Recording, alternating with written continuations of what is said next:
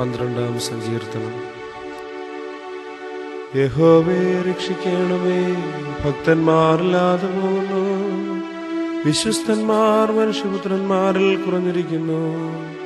ഓരോരുത്തൻ താൻ്റെ കൂട്ടുകാരനോട് വ്യാജം സംസാരിക്കുന്നു.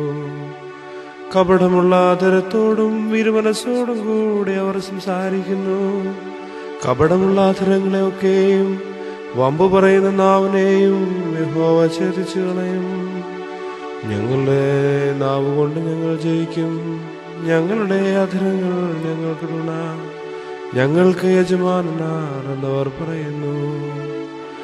എളിയവരുടെ പീഡയും ദരിദ്രന്മാരുടെ ദീർഘശ്വാസവും നിമിത്തം ഇപ്പോൾ ഞാൻ എഴുന്നേൽക്കും.